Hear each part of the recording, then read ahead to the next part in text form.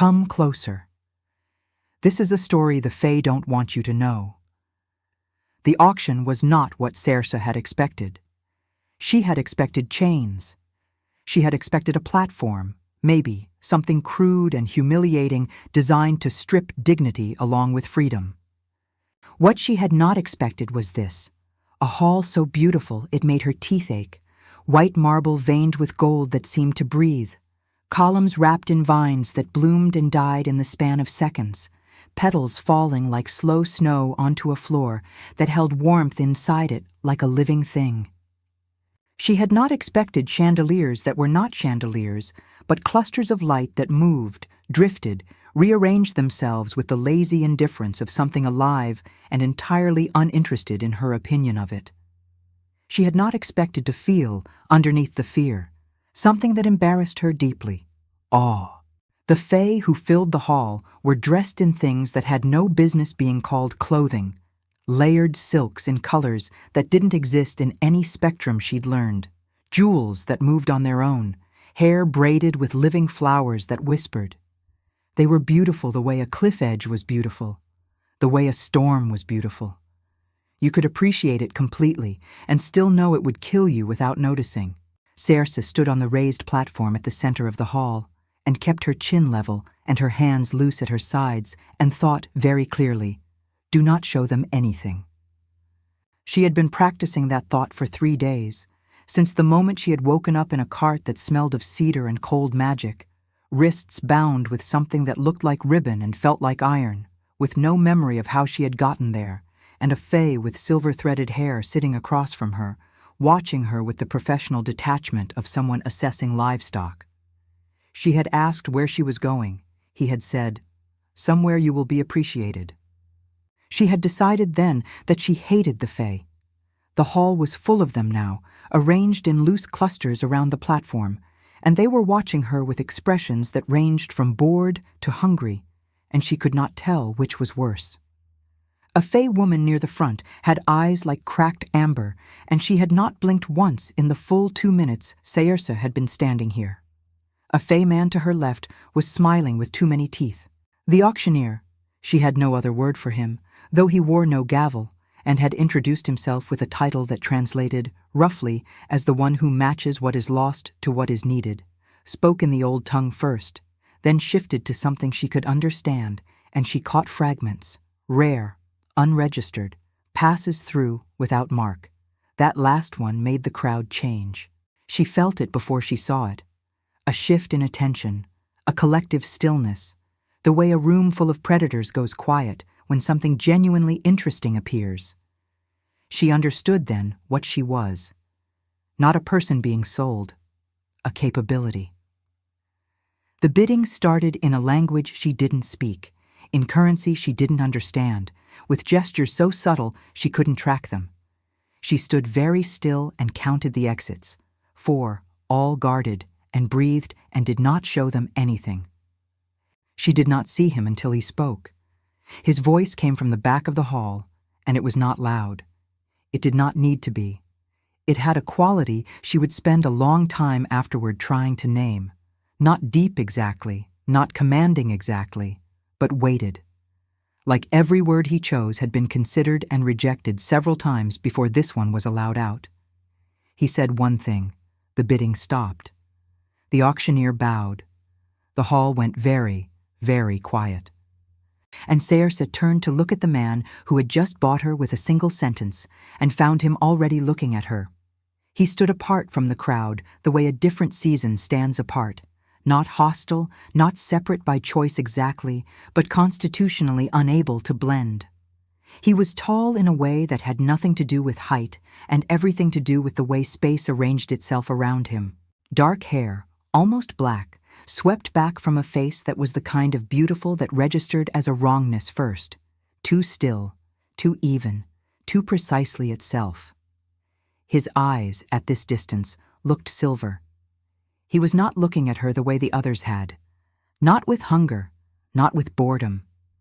He was looking at her the way someone looks at a problem they've been given to solve and aren't sure yet whether it's interesting or simply inconvenient. She looked back at him with the same expression. Something shifted in his face.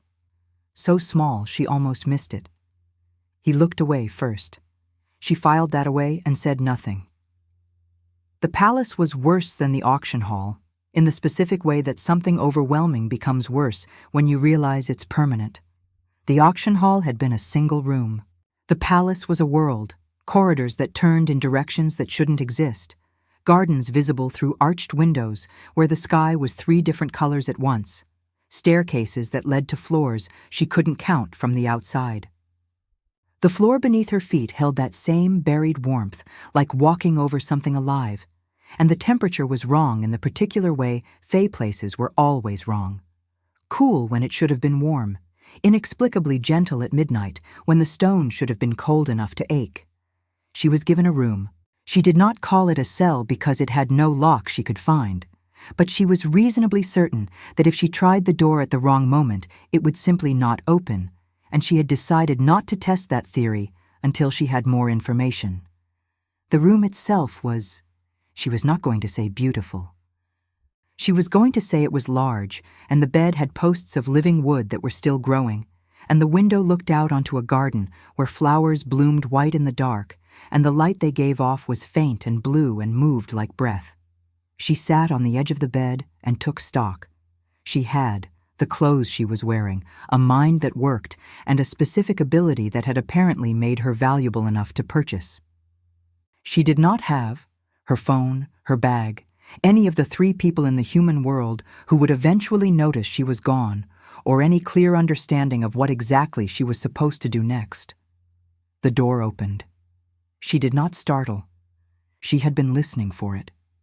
He stood in the doorway the same way he had stood in the back of the auction hall, like the space around him had been informed of his presence and made its adjustments. He had changed into something darker, no longer the severe formal wear of the hall, but something that moved differently, and he looked, if possible, more like himself, which was to say, more like something that had never needed to make allowances for anyone else's comfort. He looked at her sitting on the edge of the bed and said, "You're not afraid?" "I'm terrified," she said. "I just don't think it would help." A pause. Not silence. The room was never quite silent.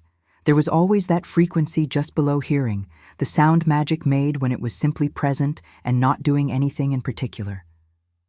But a pause in which he looked at her with that same expression from the hall. Problem.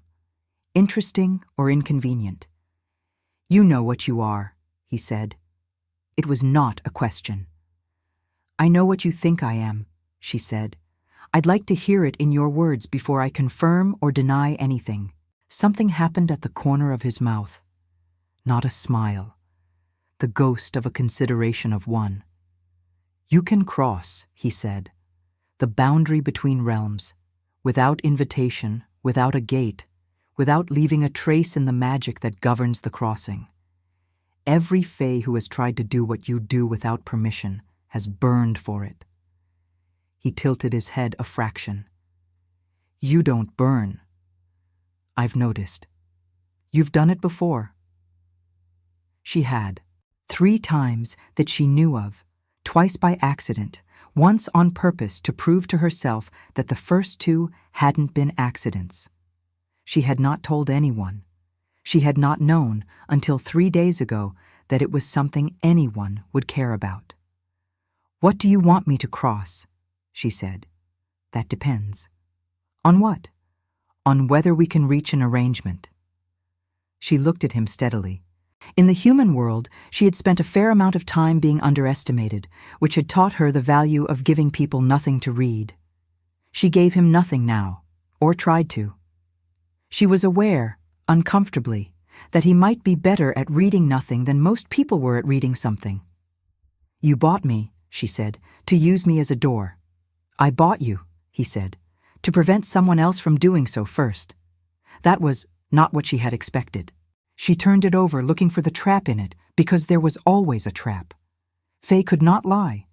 Fae could mislead with the precision of a surgeon and the patience of a geological age, but they could not say what was not true. "Who?" she said. "Someone who would not have been as courteous as I intend to be." Courteous, she repeated, glancing around the room she had not chosen to be in. You have a bed, he said. You have a window. No one has harmed you. In the context of what this evening could have been, yes, courteous. She thought about the fey woman with the unblinking amber eyes. She thought about the man with too many teeth. She thought, he is not wrong. She did not say that. What's your name? She said instead. The air in the room changed, subtle, like a pressure shift before rain. His expression did not move, but something behind it did. Dairy, he said after a moment. And then, that is not my true name. You understand the distinction. I understand that I'm not getting the true name. No one gets the true name. Then Daedre it is. She met his eyes directly. They were not silver, she realized up close. They were the color of deep winter ice, the kind that exists at the bottom of frozen lakes, the kind that has never seen sunlight. I'm Saoirse. I know. Of course you do. She folded her hands in her lap. What happens if I say no to the arrangement? Then we discuss the terms until you say yes. And if I never say yes? He looked at her for a long moment. I haven't decided, he said. She filed that away too. She said no 4 times over the following 3 days. Not to everything. She was not reckless enough to refuse food or the offer of fresh clothing or the cautious and deeply suspicious courtesy of the fey servant assigned to her, a young woman with moss-green hair and eyes like still water who told Saoirse her name was Ebba and communicated primarily through meaningful silences and the occasional gesture toward things Saoirse was apparently not supposed to touch. She said no to the specific request, cross into the Eastern Reach, a territory sealed by a rival court, and retrieve something Daedre would not name. He came to her room each evening, not at a consistent time. She suspected that was deliberate, a small assertion of control over the shape of her days. He would stand, or occasionally sit, in the chair near the window that looked out onto the breathing garden, and he would lay out the terms of the arrangement in slightly different configurations, as though rearranging the same words might eventually produce a different answer. She found, which she resented, that she was beginning to look forward to it, not because she was softening, she was not softening, but because in 3 days she had spoken to Eabha, who communicated in gestures, and she had walked the corridors of the palace under the watchful non-attention of fey courtiers who looked through her the way you look through glass, and she had sat in a garden where flowers bloomed and died in minutes, and the silence had a texture she could not name. And then evening would come, and there would be a fey king in her window chair who at least used words, even if the words were a negotiation she kept refusing. He was watching her now, not the door, her. She had caught him at it twice before, and he had redirected his gaze with the unhurried precision of someone who had never been caught at anything in his very long life and was not going to acknowledge it now. This time, she did not give him the opportunity. You're watching me again, she said, without looking up from the flower she had picked from the garden that morning and was watching die slowly in her palm. It had been white when she took it. It was gold now and shrinking. I'm thinking, he said, about me. About the problem you represent. She looked up then. That's almost a compliment. It wasn't intended as one. I know, that's what makes it almost one. He was quiet for a moment. The dying flower in her palm gave off a faint warmth as it went. She had noticed that all the palace flowers did, as though they burned briefly at the end. She watched it go gold to amber to a kind of deep bronze, and then it was gone, and her palm held nothing. Why do you keep refusing? He said. Because you haven't told me what I'm retrieving. I've told you it won't harm you. You've told me the crossing won't harm me. You haven't told me what happens once I'm across. A pause. The Eastern Reach is not friendly territory, he said finally. I assumed.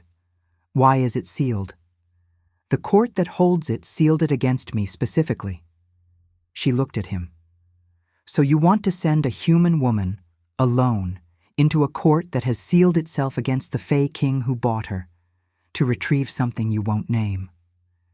When you say it that way, is there another way to say it? He stood.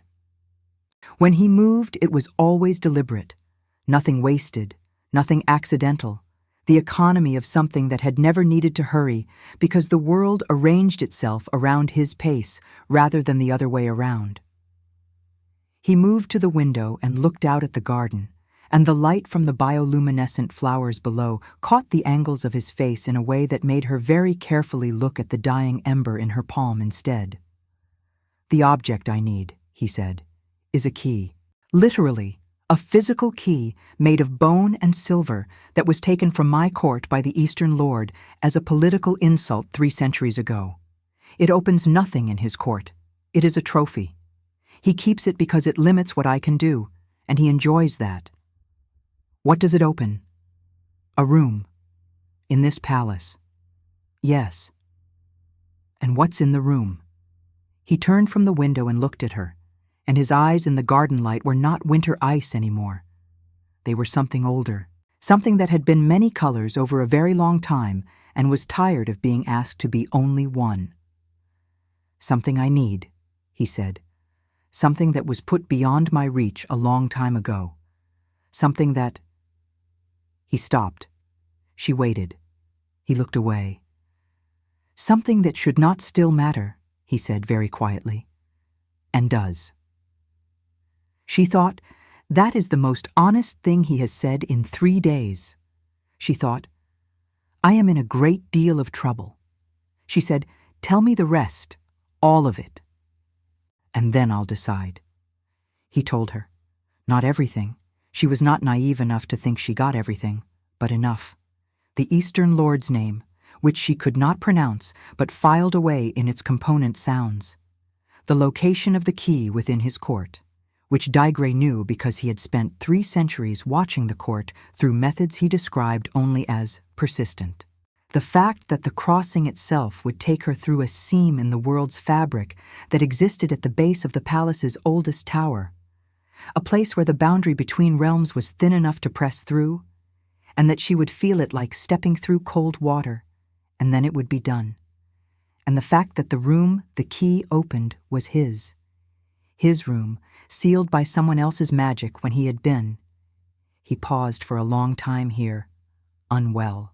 A word that covered something large and dark and unspecified, and she did not push because she recognized the particular way a person went still around the borders of something they had survived but not finished surviving. She said yes on the 4th evening. Not because she trusted him. She did not trust him. She trusted that he could not lie to her, which was different and thinner, and required her to do all the work of parsing exactly what he had and had not said. She trusted that whatever he needed from that room mattered to him in a way that real things mattered.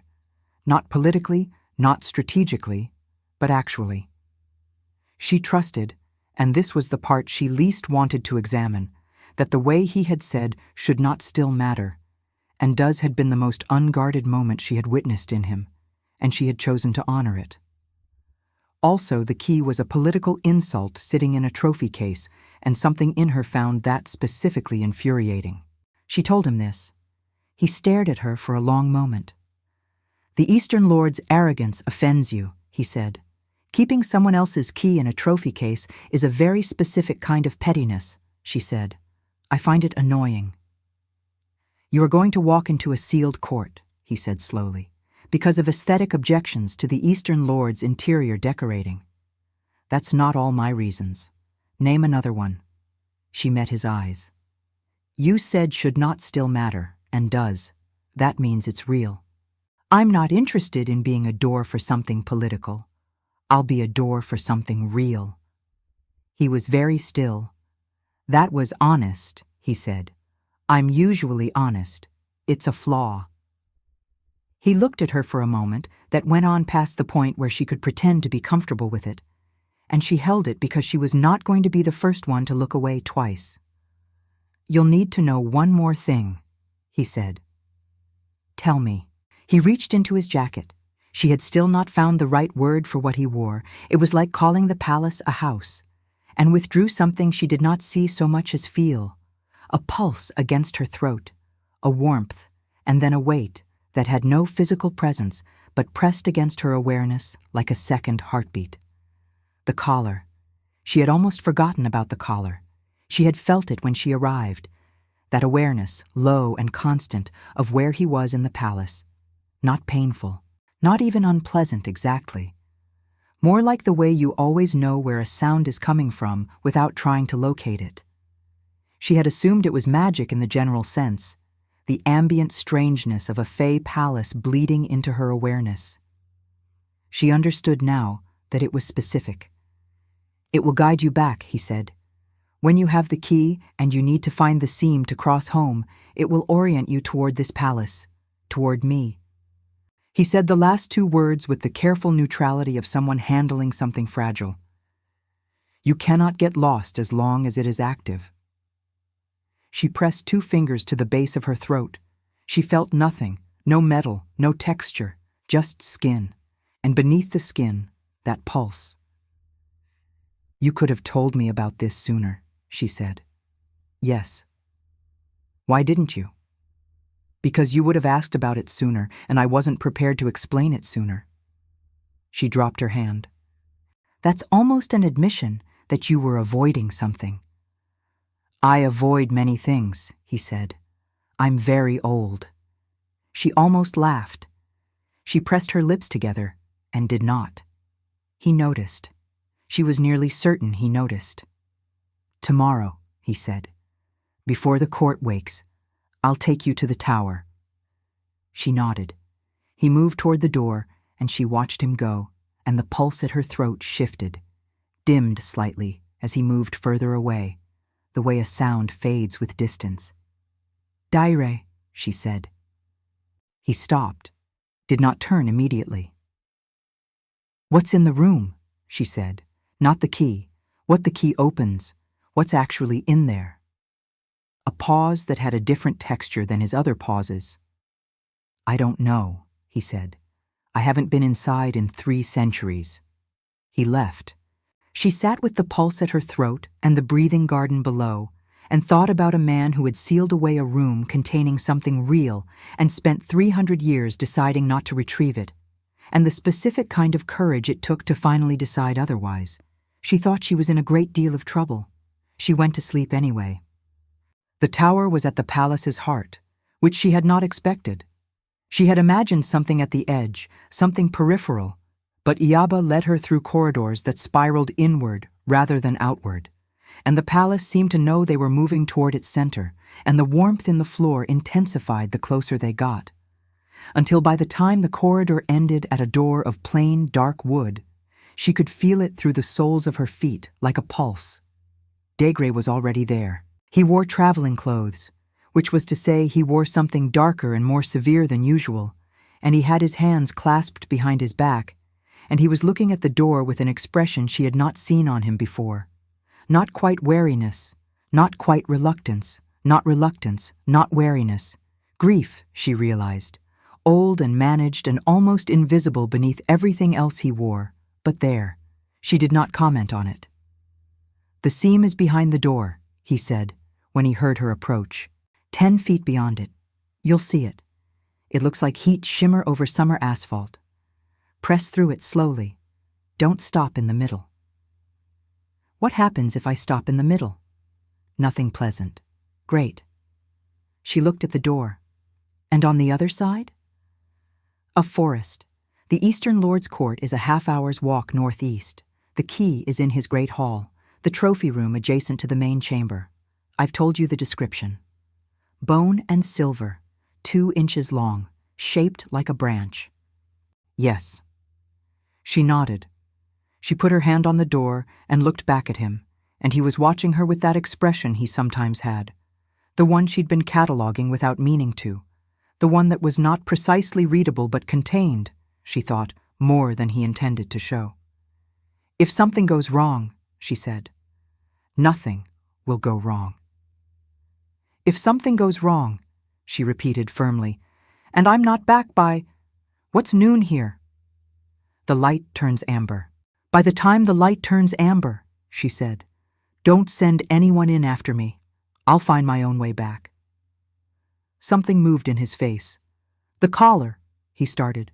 I know what the collar does. She met his eyes. I'm not saying I'll need it. I'm saying if I'm not back by amber light, give me until the light turns again. Then worry. He looked at her for a long moment. You are the strangest human I have ever encountered, he said. Is that a compliment? I haven't decided. She turned back to the door and opened it. The seam was exactly where he'd said. Heat shimmer over summer asphalt. She had not expected him to use her metaphor, had not expected him to have observed enough of her to know it would land. And she walked toward it steadily and stepped through slowly. And the cold hit her like a wall, and then like a memory of a wall, and then she was standing in a forest on the other side of the world. She exhaled. She walked northeast. The Eastern Lord's Court was beautiful in a completely different way from Daigre's palace. Where Daigre's palace was white and gold and growing things, the Eastern Court was dark stone and deep color, jewel tones, burgundy and forest green, and the particular deep blue of a sky just before full dark. It was beautiful the way old things are beautiful, accumulated rather than designed. She walked in through a servant's entrance with the confidence of someone who belonged there and had simply forgotten which room they were looking for, which was a technique she had developed at 17 during a period of her life she did not need to revisit. Faye noticed what they expected to notice. If she moved like she knew where she was going, most of them would let her. Most of them. A Faye woman in the corridor outside the Great Hall stopped and looked at her with the particular attention of someone whose job involved noticing. Saoirse did not stop walking. Human, the woman said. Passing through, Saoirse said without slowing. Humans don't pass through the Eastern Reach. I do. She kept walking. Excuse me. A hand on her arm, not rough, questioning, but firm. And something happened. She had not planned it. She did not know in the moment what she was doing, only that the hand on her arm registered as wrong in a specific way, and something in her that had always been there and never been named rose up and exhaled, and the Fae woman's grip loosened, and her expression went from sharp attention to something slower and more confused, and Saoirse walked away while she was still deciding what had happened. She found the trophy room. She found the key. It was exactly as described, bone and silver, 2 inches, shaped like a branch, sitting in a glass case on a shelf of other things that were not hers to take. She looked at them briefly, because she was human and curious, and would not pretend otherwise. And then she took the key and put it in her pocket, and walked back out of the Eastern Court the way she had walked in. The Fae woman was gone from the corridor. She walked back southwest through the forest, following the pulse at her throat, warmer now, more insistent, pulling towards something she was trying to think of as the palace and not as him, because she was having enough trouble with this whole situation without adding that particular complication. And she found the seam by the quality of the light and pressed through it slowly the way he'd told her to, and the cold hit her again, and she was back. She was back, and Daigre was still standing exactly where she had left him, hands clasped behind his back, and she had the immediate impression that he had not moved in the full hour and a half she had been gone. She held out the key. He looked at it. He looked at her. He reached out and took it, and his fingers were very careful not to touch hers, and she noticed that. She noticed it with a precision that she resented. "You're unharmed," he said. "I'm unharmed. How did you get past the sentinel on the east corridor?" She paused. "You were watching?" "I was watching the court's external mirrors. I lost you inside. My sight doesn't extend into their halls." He looked at her with those Winter Lake eyes. "I saw her stop you. I saw you walk away. How?" She thought about the hand on her arm, the thing that had risen up and exhaled, the Fae woman's loosening grip. "I don't know," she said honestly. He looked at her for a long time. You pushed her, he said. Not physically. You pushed her attention, redirected it. He tilted his head. That's not a human ability. No, she said. I know. Have you always been able to do it? I haven't always known I was doing it. He was quiet. Not the quiet of a man who had nothing to say, the quiet of a man processing something that was rearranging his understanding of the room he was standing in. Come, he said finally. There's something I should show you. The room was on the palace's highest floor, at the end of a corridor she had not found in 3 days of careful exploration. The door was plain from the outside, no different from any other door. But when Dayre put the bone and silver key to it, she felt the lock give the way she sometimes felt a headache give, a release of pressure she hadn't realized she'd been carrying. He opened the door and stopped. She stood beside him and looked into a room full of light. Not the drifting particles that moved through the rest of the palace. This was different, contained light, light that lived in objects, a chair, a table, a shelf of things she couldn't name, all of them glowing with the particular warmth of something that had been shut away too long and was cautiously, slowly remembering how to breathe. In the center of the room, on the table, was a mirror. Not a vanity mirror, not decorative. This was something else, something that had presence the way a doorway has presence, that existed with the certainty of a thing that knows what it is and what it is for. The glass was dark. The frame was carved with things she couldn't look at directly without them shifting. What is it? She said. He was very still in the doorway. It belonged to someone I loved, he said, who is no longer here. She did not ask who. The particular quality of those words, the way he said them, not grief exactly, something older and more settled, and in some ways more terrible, the feeling of a wound that has healed wrong, did not invite questions. Why was it sealed? Because after she was gone, I could not. He stopped, began again. It shows things. What is, what was, sometimes what could be. I found after she was gone that I could not stop asking it questions I did not want the answers to. A pause. Someone sealed the room to protect me from myself. Someone, she said, a very old friend. And in 300 years, you decided to take it back. In 300 years, I decided I was... He paused for a long time. Ready, he said, with the tone of a man who was not certain the word was true, but was choosing it anyway. She looked at the mirror. She thought about what it would mean to have a mirror that showed what was and what had been, and sometimes what could be, and to lose someone, and to seal it away because you could not stop looking. She thought about 300 years of not looking. She said, "Do you want me to leave you alone in here?" He looked at her. Not the assessing look, not the readable problem look. Something less organized than that. Something she did not have a word for in his vocabulary. "No," he said. And then, as if hearing himself, "You don't have to stay." "I know." She stepped into the room. The light shifted around her, and the pulse at her throat steadied, and she walked to the window. There was a window, looking out onto a courtyard she had not seen before, where a fountain moved in spirals that had no physics, and she stood there and looked out and gave him the room while staying in it. She heard him move, heard him stop in front of the mirror. A long silence. Then, "Serge." She turned. He was looking at the mirror. She could not see his face from where she stood, only the line of his back, the set of his shoulders, the way his hands had come unclasped and fallen to his sides. "It shows you," he said.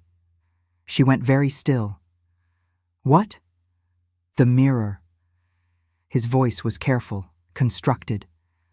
"When I look at it, it shows me, not the past, not a question I asked, it shows me..." He stopped.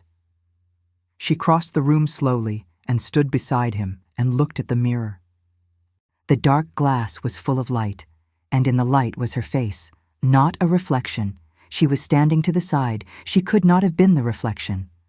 her face looking out of the glass as if from very far away, and around it, the palace, Dairy's throne room, the corridor outside her room, the garden with the breathing flowers, herself, small and dark-haired and stubbornly upright in all of them. She said, with great difficulty, "That's not what I look like in this mirror." "No," he said. "It is not. How long? I don't know. The mirror chooses what is most—" He seemed to be selecting each word with enormous care. "Present, in the person looking." She looked at her own face, looking back at her out of his mirror, and thought about what it meant that a Fey king had opened a room sealed for 3 centuries and found a human woman inside it without having put her there. Not fear, not surprise, something that had no name in any language she had ever spoken. "That's not what you expected," she said. "No," he said. "It is not." "Are you going to tell me what you expected?" "I expected her," he said. Very quiet. "I expected the mirror to show me her face, and I thought—" He stopped again. "You thought it would hurt less than not seeing it," she said. "After 300 years. He was very still. "Yes," he said. She looked at the mirror. Her own face, patient and watchful, looked back. "I think," she said carefully, "that mirrors show what is most present, not what we most want." He said nothing. "I think," she continued, "that what's most present doesn't always make sense." She turned to look at him then, because this was the kind of thing that required looking at someone. It doesn't have to mean anything you're not ready for it to mean. He turned to look at her at the same moment she turned to look at him, and the distance between them was not large, and the light in the room was particular and warm, and he looked at her with an expression that was none of the ones she had catalogued. It was something she had not seen before, something that had not been given a name yet, not in 3 centuries of him knowing what to call things. She did not move. He did not move. "Thank you," he said. Not the formal register he used for most things, something simpler. "For what?" she said. "For going," he said, "and for—" He looked at the mirror, her face in it, surrounded by palace light. "Staying," he said, "in the room." She thought about the pulse at her throat. About the fact that she had said, "Don't send anyone in after me. I'll find my own way back." And she had, and she was standing in a room full of old light beside a Fey king who had sealed himself away from grief for 3 centuries and had just watched a mirror that showed him his most present thing show him her.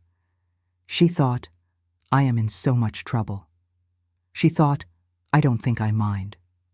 She said nothing. He said nothing.